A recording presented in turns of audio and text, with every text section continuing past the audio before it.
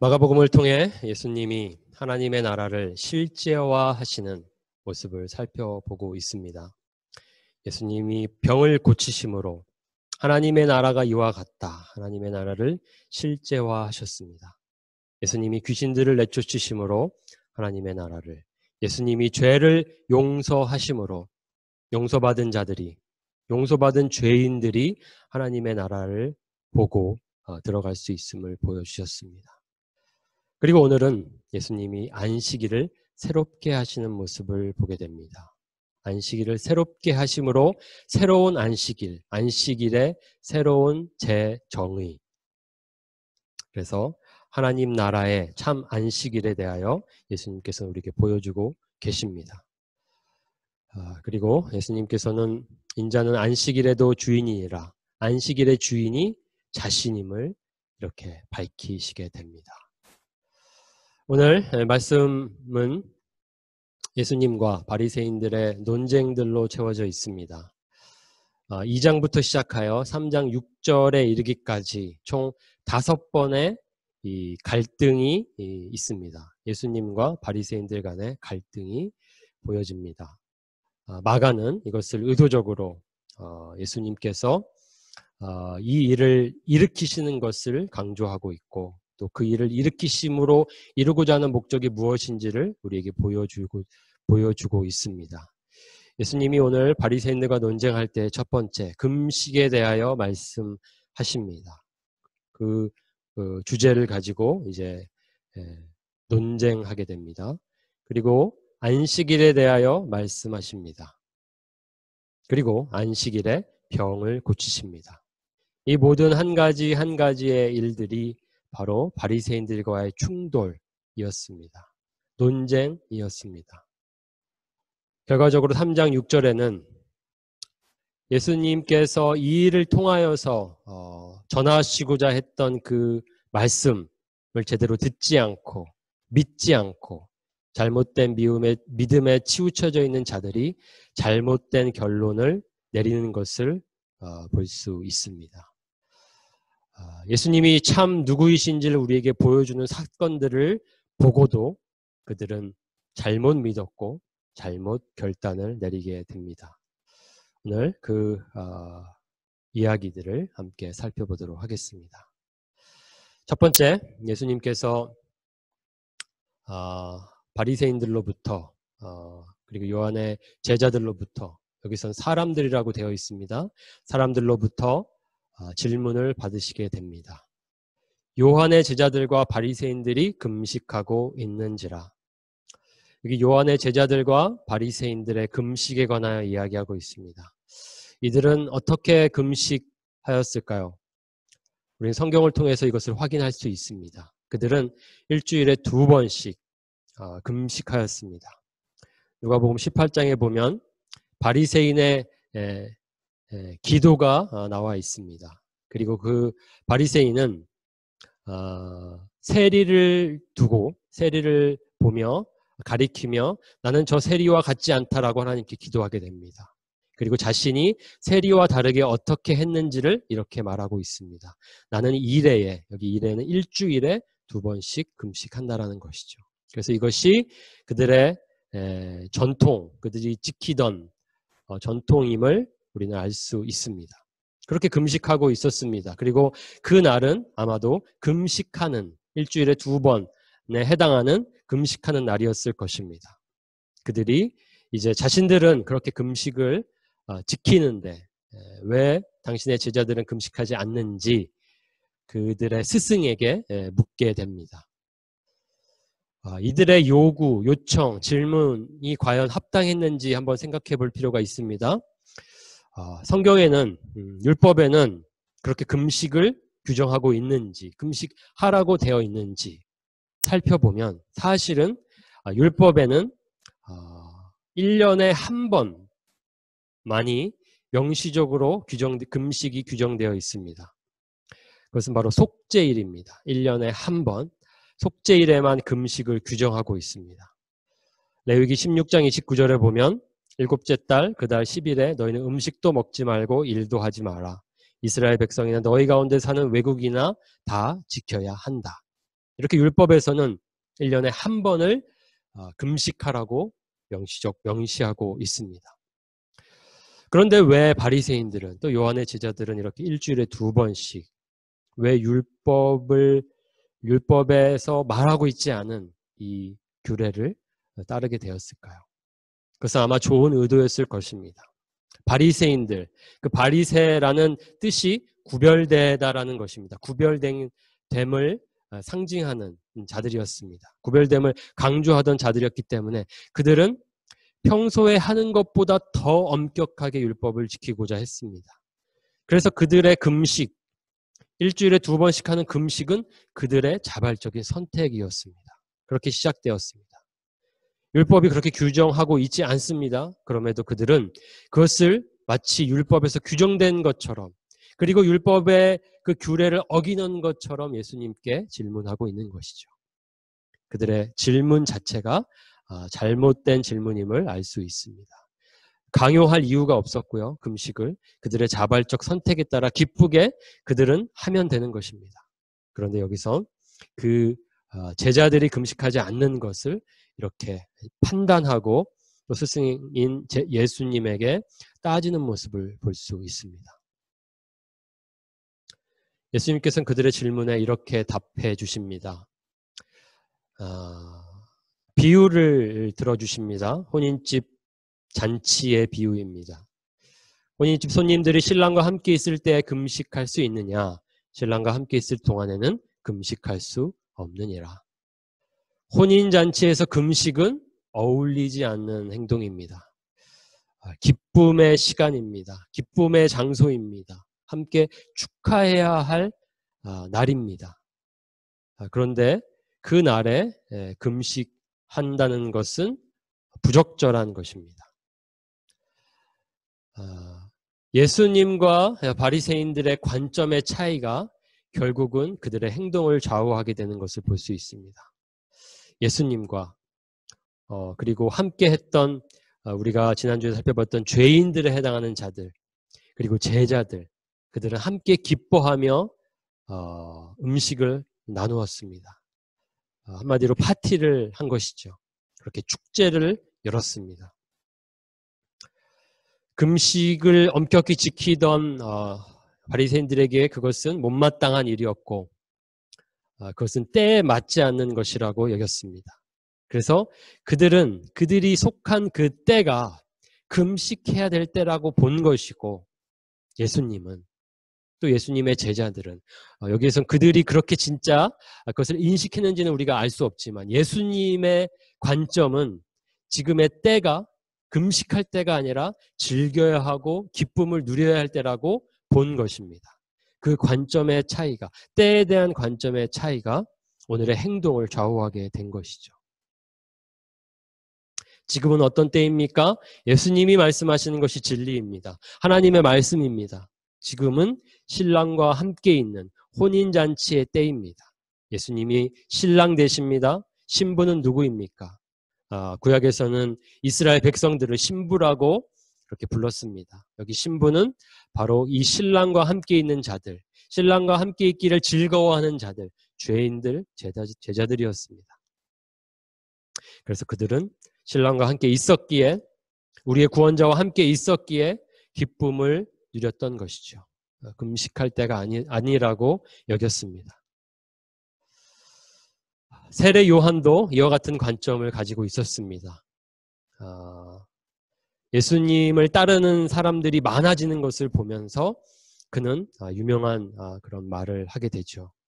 그는 흥하여겠고 나는 쇠하여지리라. 그러면서 그의 마음속에 있는 감정을 이렇게 표현합니다. 신부를 취하는 자는 신랑이나 서서 신랑의 음성을 듣는 친구가 크게 기뻐하나니 나는 이러한 기쁨으로 충만하였노라. 세례 요한조차도 신랑이신 예수를 근거로 예수님으로 말미암아 기뻐했습니다. 신랑의 음성을 듣는 친구로서 기뻐하며 그 광경을 보았습니다. 그렇기 때문에 거기에서 질투를 느끼거나 예수님을 쫓는 자들이 많아졌다고 해서 질투를 느끼거나 속상해하지 않았다는 것이죠. 오히려 기뻐했다라고 되어 있습니다. 그런데 의미심장한 말을 뒤에 붙이십니다. 그러나 신랑을 빼앗길 날이 이르리니. 지금은 신랑과 함께 있는 기쁨의 날이지만 후에는 나중에는 신랑을 빼앗기게 되는 날이 온다는 것을 언급하고 계십니다. 이것은 무엇을 암시하고 있다라는 것을 알 수 있습니다. 우리는 이미 그것이 무엇을 가리키는지 알고 있죠. 바로 십자가 사건입니다. 후에는 신랑을 빼앗길 것이다. 빼앗길 날이 이를 것이다. 구약의 예언을 통해서도 이것은 이미 예언된 것입니다. 메시아가 고난당하는 종으로서 곤욕과 신문을 당하고 끌려간다는 것을 이사야는 예언했습니다. 메시아의 고난, 메시아의 죽음. 여기서 끌려간다는 표현. 이것이 바로 여기에서 신랑이 빼앗긴다는 것과 같은 의미입니다. 그래서 후에는 신랑을 빼앗길 것이다. 마가복음에서는 처음으로 마가가 이 부분을 예수님의 고난에 관하여 이렇게 언급하는 것을 볼 수 있습니다. 그래서 이제 조금씩 고난을 향하여 나아가시는 예수님의 모습을 이제 풀어가게 되겠죠. 그래서 이 날은 바로 예수님이 고난당하시고 죽으시는 날을 의미합니다. 그날이 이를 때에는 제자들은 그를 따르던 자들은 금식하게 될 것이다.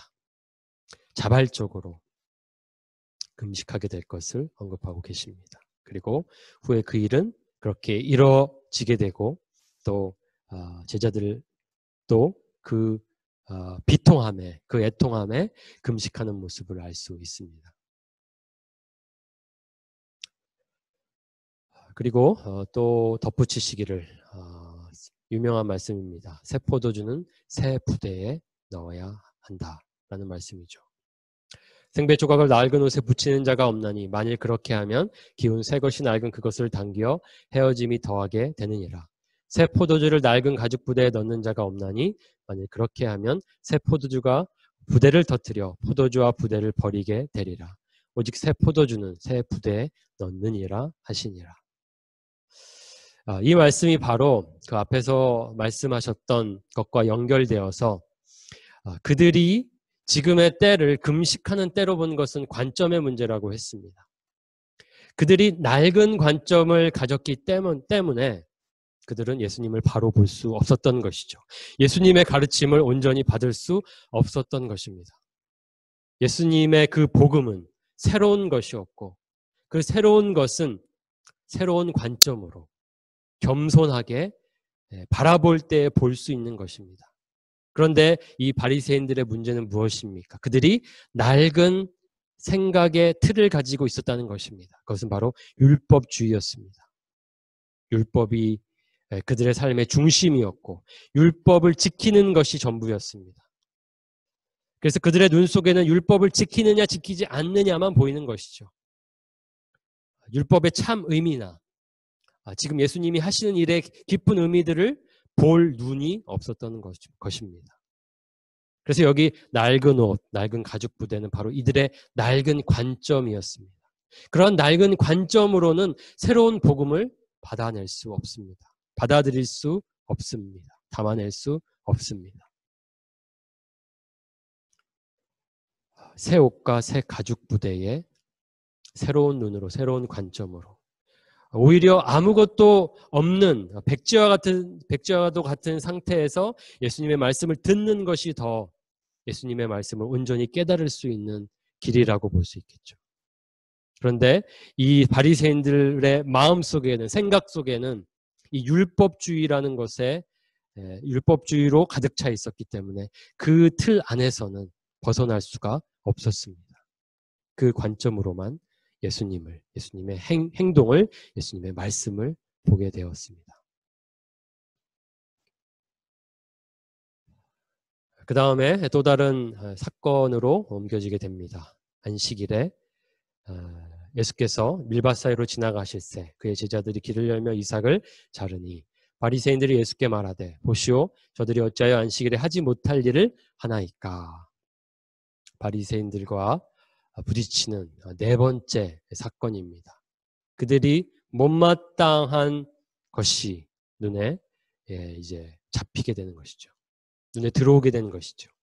그것은 바로 예수의 제자들이 이삭을 자른 것이었습니다. 이삭을 자른 것, 그것이 무엇을 의미하는 것일까요? 여기 마가복음은 그냥 자른 것만 언급하고 있지만 누가복음은 그들이 잘라서 손으로 비비어서 먹었다라고 하고 있습니다. 좀 더 디테일하게 누가가 그 사건을 설명하고 있죠. 여기에서 그들이 안식일에 하지 못할 일이 무엇이겠습니까?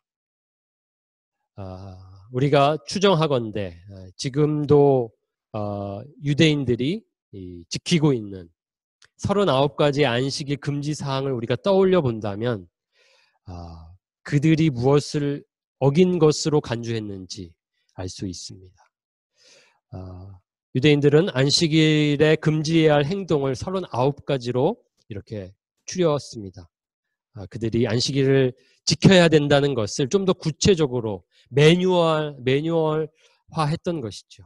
그래서 39가지가 있는데요. 그 중에 씨 뿌리기, 밭 갈기, 추수하기, 거두기, 타작하기, 까부르기, 고르기, 운반하기, 이 모든 것들이 안식일에 금지된 것들입니다. 이런 행동을 해서는 안 됩니다.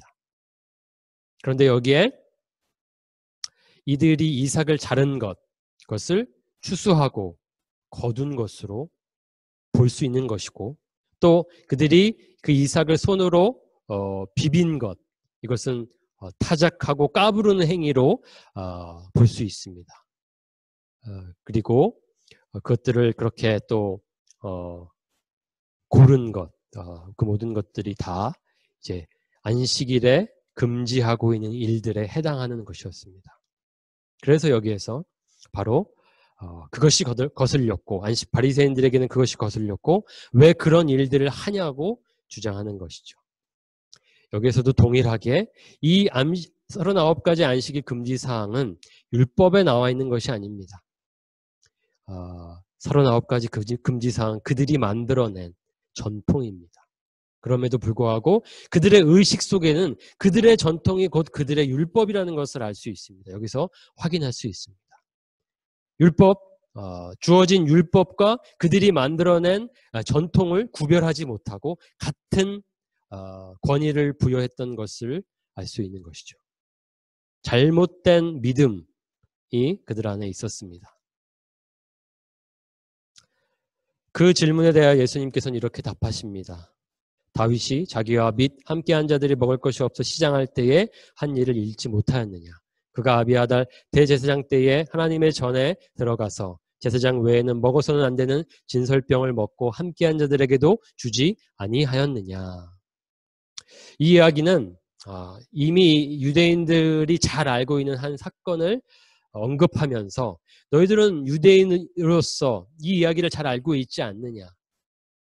너희들이 그렇게 율법을 잘 알고 있는데 그럼 성경에 또 우리 역사 속에 일어난 일들을 잘 알고 있지 않느냐. 그런데 왜 그것을 기억하지 못하느냐. 너희가 정말 율법을 잘 아느냐. 너희들이 율법을 모른다고 지금 말하고 있지 않느냐. 이런 의미로 이야기하신 것이죠. 다윗의 진설병 사건은 여기서 왜 예수님께서 인용하셨습니까? 이것은 율법이라는 것이 때로는 유연하게 적용될 수도 있다는 것을 말씀하고 계신 것입니다.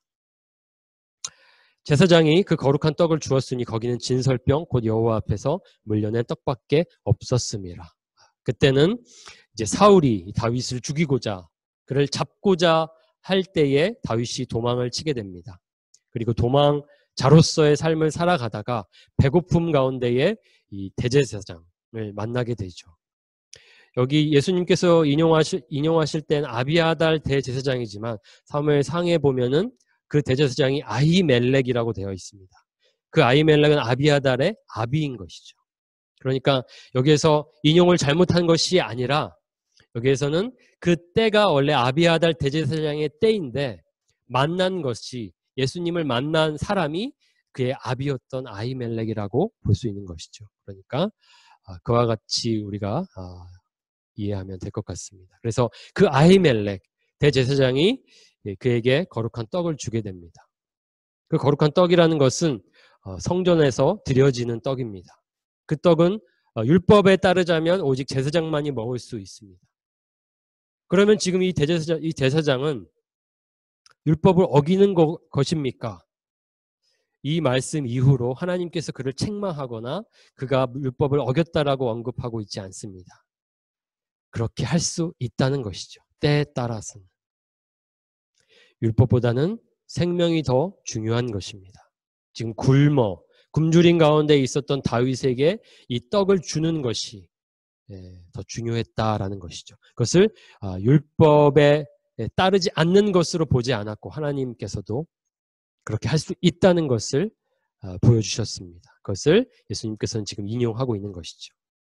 그런데 이 바리새인들에게는 이러한 유연성, 어떤 융통성이 없었습니다. 율법은 무조건적으로, 문자적으로 반드시 지켜야 하는 것이었습니다. 참된 의미, 참된 정신 이런 것들에 관심을 갖지 않았던 것을 알 수 있습니다. 그리고 덧붙이시며 예수님께서는 안식일이 사람을 위하여 있는 것이다. 사람이 안식을 위하여 있는 것이 아니다. 이러므로 인자는 안식일에도 주인이니라. 예수님께서 지금 안식을 재정의하고 계십니다. 예수님이 말씀하시는 안식일의 의미가 진정한 안식일의 의미입니다. 그리고 예수님께서 말씀하시는 것이 사실은 하나님께서 이미 율법을 통해 주셨을 때의 참 의미입니다. 안식일을 하나님께서 주신 것은 사람을 위하여 주신 것입니다. 안식일 그 자체를 위하여 준 것이 아닙니다. 모든 율법이 그렇습니다. 율법의 목적은, 율법의 핵심은 예수님께서 요약하여 말씀해 주셨습니다. 하나님 사랑과 이웃 사랑입니다. 하나님을 예배하는 것과 또 도움이 필요한 자들을 돕는 것, 그래서 정의를 실천하는 것이 율법의 핵심 정신입니다. 율법 가운데 하나인 안식일을 지키는 것도 이 핵심 정신을 따르는 것입니다.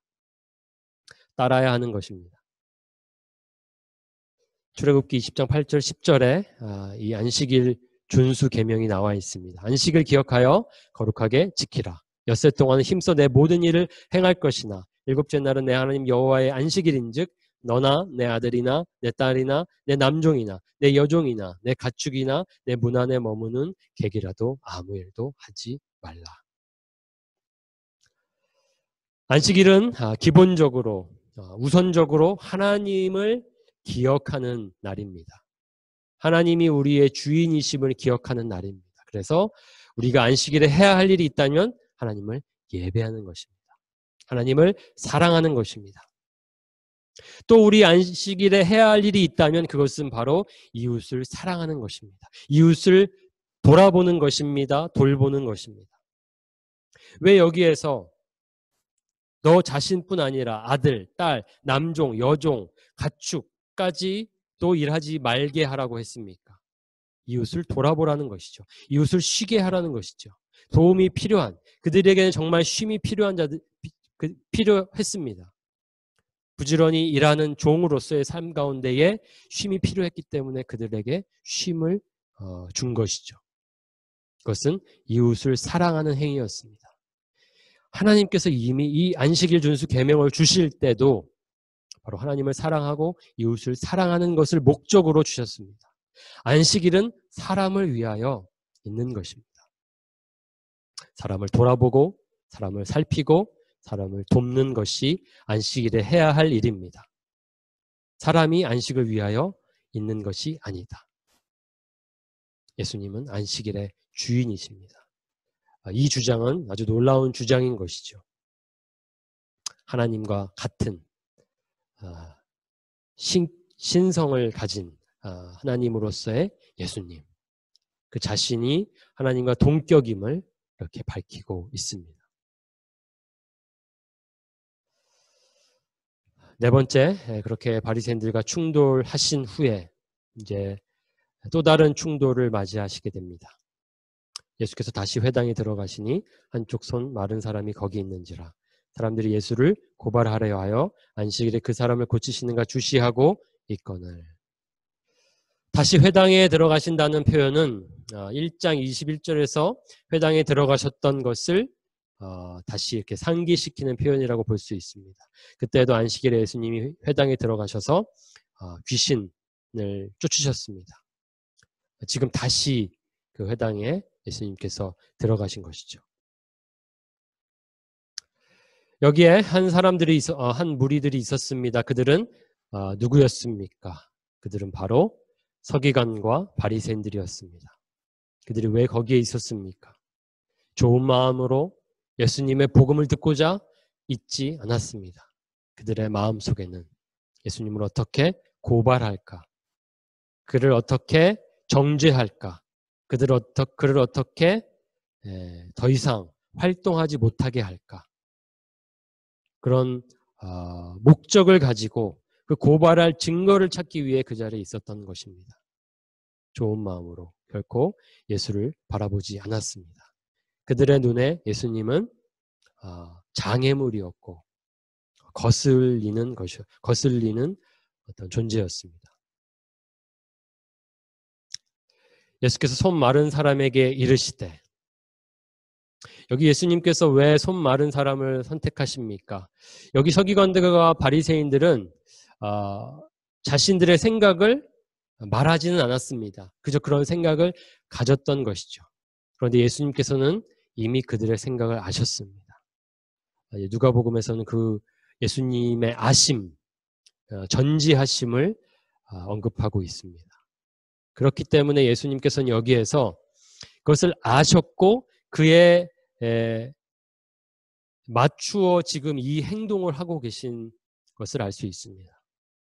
그리고 이 행동은 사실 예수님께서 만약 이것이 문제가 될 것이라는 것을 인지하셨다면 아마 이렇게 하시지 않았을 것입니다. 그런데 왜 이렇게 그들이 정말로 원했던, 그들이 찾고자 했던 그 책잡을 증거를 오히려 보여주셨습니까? 뭔가 의도적으로 예수님께서 그들과 갈등을 일으키고 계신 것을 알 수 있습니다. 그들과 무언가 해결해야 될 것이 있다는 것을 아셨고 그들과 어떤 문제를 함께 다루고 계신 것이었습니다. 그래서 손 마른 사람을 선택하셨고 그를 일으키셨습니다. 그리고 그들에게, 여기서 그들은 바리새인들입니다. 안식일에 선을 행하는 것과 악을 행하는 것, 생명을 구하는 것과 죽이는 것, 어느 것이 옳으냐 물으시게 됩니다. 너무나도 안식일의 본질을 깨우쳐주는 말씀, 질문이라고 볼 수 있습니다. 안식일에 우리가 무엇을 해야 하느냐? 선을 행하는 것과 악을 행하는 것. 이 두 가지 중에 선택하라고 한다면 누가 악을 행하는 것을 선택하겠습니까? 생명을 구하는 것과 죽이는 것. 누가 여기에서 생명을 죽이는 것을 선택하겠습니까? 그들로 하여금 그들이 가지고 있었던 생각의 잘못을 깨우쳐 주시고 안식일의 참 의미를 깨우쳐 주시는 대답을 하고 그것을 질문으로 하고 계십니다. 그리고 그 말씀에 그들은 잠잠하였습니다. 어쩌면 이 순간에 그들은 사랑이라는 것이 율법의 완성이라는 것을 기억했는지도 모르겠습니다. 그것은 알 수 없지만. 그리고 나중에 행동들을 본다면 그들이 그렇게 오히려 깨닫지도 못했을 거라고 볼 수도 있겠지만 그들이 정말 양심이 있고 율법을 제대로 기억했다면 어쩌면은 이 율법의 핵심으로서 사랑을 깨닫고 잠잠하지 않았을까 한번 생각해 볼 수 있습니다. 그들의 마음이 완악함을 탄식하사 노하셨습니다. 여기 탄식하셨고 노하셨다. 두 가지 감정이 섞여 있습니다. 그들에 대한 안타까움, 고뇌, 고민, 그리고 그들의 완악함에 대한 분노, 두 가지가 있었습니다. 어떻게 율법을 맡은 자들이, 그 율법을 맡은 자들로서 이스라엘 백성들을 이끌어야 할 자들이 율법을 제대로 이해하고 있지 못하는가? 왜 율법을 통해 율법을 지킴으로 선을 행하고 생명을 구해야 하는 자들이 생명을 죽이고 있고 악을 행하고 있는가? 예수님은 그 마음의 중심을 아셨기 때문에 탄식하셨고 노하셨습니다. 그들을 향한 어떤 예수님의 마음속에는 사랑이 있었다는 것을 알 수 있습니다. 왜 안타까우셨겠습니까? 그들이 돌이키기를, 그들이 깨닫기를 원하셨습니다. 그런데 예수님의 기대, 또 우리가 할 수 있는 기대와는 다르게 그들이 깨우쳐 회개했다라는 결론으로 나아가는 것이 아니라 그들은 예수를 죽이기로 결심했습니다. 오히려 이 5번의 충돌을 통해서 그들의 결론은 예수는 메시아가 아니다. 예수님의 전하는 하나님의 나라 복음은 거짓이다. 그렇게 결론을 내렸고 예수는 오히려 심판을 받아야 하는, 정죄를 당해야 하는 자로 여겼습니다. 여기 헤롯 당과 함께 예수님을 어떻게 죽일까 의논했다고 되어 있습니다. 이 헤롯 당은 그 당시 헤롯 왕가를 지지하는 정치 세력이었습니다. 헤롯 왕가가 어떤 자들이었습니까? 헤롯 왕가라는 것은 바로 로마가 그 식민지였던 유대를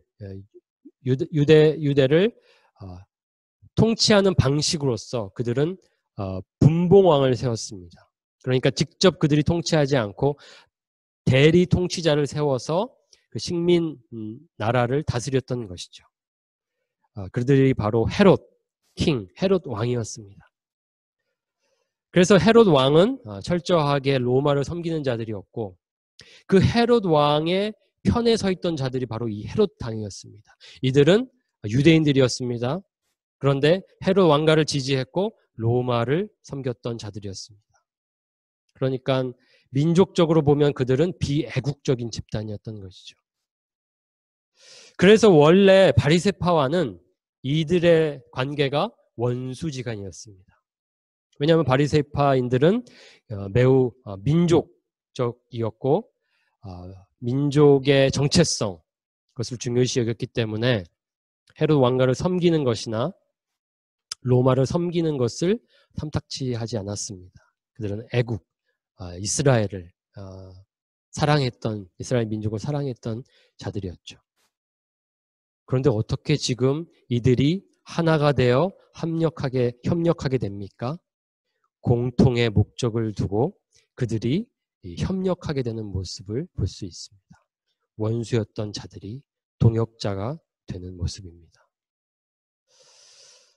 한마디로 이야기하자면 정말로 합력하여 악을 이루는 모습을 볼 수 있습니다. 바리새인들은 그들이 하고 있는 행동이 무엇인지를 알 수 없었습니다. 오히려 그들의 속에는 이것이 바로 하나님을 섬기는 일이라고 생각했을 것입니다. 마치 바울이 그랬던 것처럼. 그러나 실상 하나님의 눈으로는, 예수님의 눈으로는 그들은 지금 악을 행하고 있는 것입니다. 예수를 죽일까? 하나님의 아들 그리스도이신 예수를 죽일까? 결심하고 의논하는 모습을 볼 수 있습니다.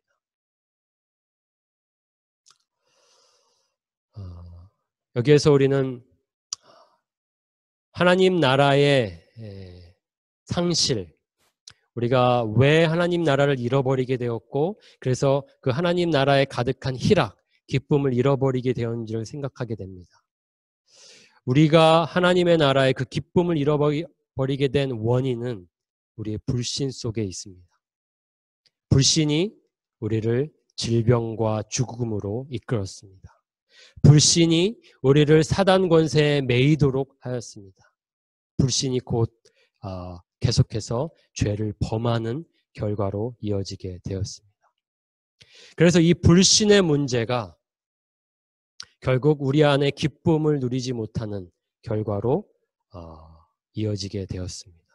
그래서 예수님께서는 이 불신의 문제를 해결하시기 위해서 불신으로 말미암았던 질병과 죽음을 해결하셨고 사단 권세에 매였던 불신자들을 그들의 문제를 해결해 주셨고 죄를 범하는 죄인들의 문제를 해결해 주시고 그들의 불신을 믿음으로 바꾸시려고 하셨습니다. 그래서 불신이 바로 하나님 나라의 상실의 한 원인이었다면 또 다른 원인이 있습니다. 그것은 바로 잘못된 믿음입니다.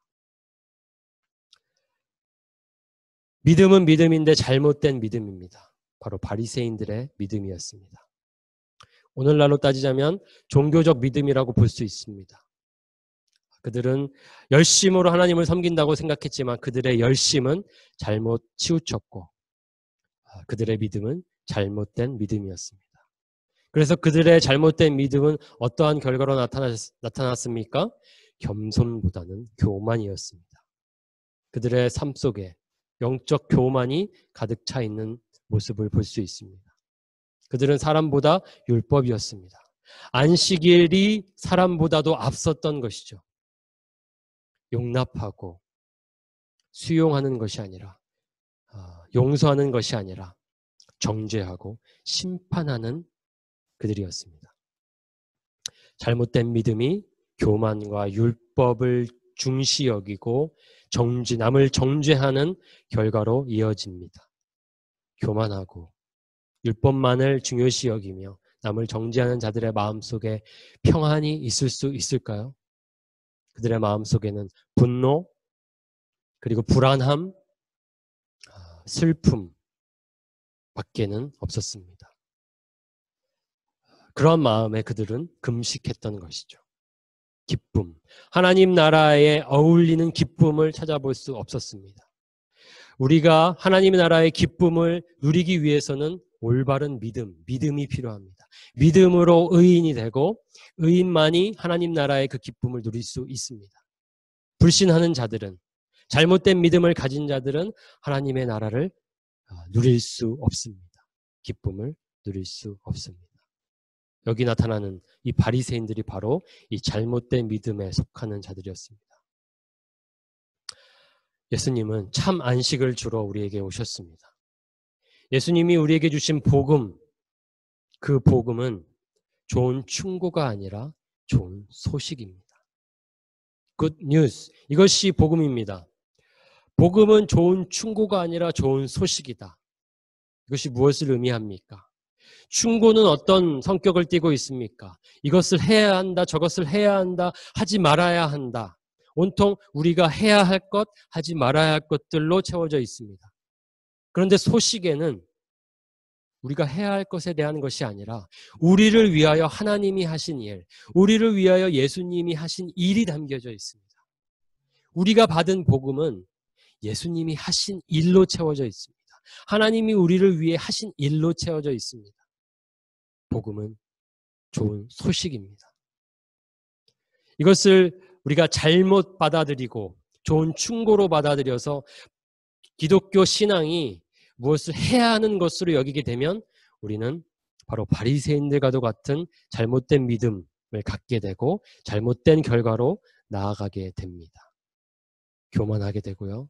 사람들을 정죄하고 심판하게 됩니다. 생명보다는 율법, 이것을 하고 하지 않고에 더 초점을 맞추게 되는 것이죠. 그 마음속에는 평안은 없습니다. 바리새인들에게는, 율법주의자들에게는 평안은 없습니다. 지금 예수님께서는 그 문제를 해결하려고 이들과 부딪히고 계십니다. 그것을 고치고자, 그들을 깨우치고자 이 일을 일으키신 것을 볼 수 있습니다. 예수님이 우리에게 참 안식을 주시는 분이십니다. 그래서 예수님이 말씀하셨던 너희들이 지고 있는 그 짐은 복음서를 통해서 이 짐들이 바로 죄로 인하여 눌리고 있는, 죄에 눌리게 된 그 두려움, 그것도 포함하지만 바로 이 잘못된 믿음을 가졌던 바리새인들, 그리고 그 바리새인들의 가르침을 받아서 율법이라는 그 압력에 매여 있었던, 그 짐을 지고 있었던, 율법의 짐을 지고 있었던 자들에게 예수님께서는 평안하여라, 나에게 오라 말씀하신 것이죠. 수고하고 무거운 짐진 자들아 다 내게로 오라. 내가 너희를 쉬게 하리라. 나는 마음이 온유하고 겸손하니 나의 멍에를 메고 내게 배우라. 그리하면 너희 마음이 쉼을 얻으리니 이는 내 멍에는 쉽고 내 짐은 가벼움이라. 예수님이 주시는 멍에는 복음의 멍에입니다. 복음의 멍에는 어렵거나 무거운 것이 아닙니다. 왜냐하면 복음 안에는 소식으로 가득 차 있기 때문입니다. 하나님이 우리를 위해 하신 일로 가득 차 있고 예수님이 우리를 위해 하신 일로 가득 차 있기 때문에 복음은 기본적으로 기쁨의 내용들로 가득 차 있습니다. 그저 우리에게 요구하는 것이 있다면 그것을 받아들여라. 그것을 믿으라는 것뿐입니다. 그런데 율법을 중히 여기고 율법의 짐을 진 자들은 쉽게 그 짐을 벗을 수 없었고 그래서 그들은 평안할 수 없었습니다. 그들이 메고 있는 짐은 무거웠고 그들의 짐은 어려운 것이었습니다. 예수님은 우리에게 그 문제들, 우리를 누르고 있는 그 무거운 짐들을 거두어 주시고자 그 문제를 해결해 주시고자 우리에게 오셨습니다. 예수님만이 우리에게 참 안식을 주시는 분이십니다. 우리 모두가 예수님께서 안식일의 주인으로서 우리에게 참 안식을 주시는 분임을 기억하고 주님 안에서 참 평안을 누리기를 원합니다. 시간 함께 오늘 말씀 기억하시면서 주 안에 거하며 하나님께서 주시는 평안, 하나님께서 주시는 기쁨을 누리기 원합니다. 그것을 기억하기 원합니다. 찬양을 통해 하나님 말씀 우리 마음에 새기도록 하겠습니다.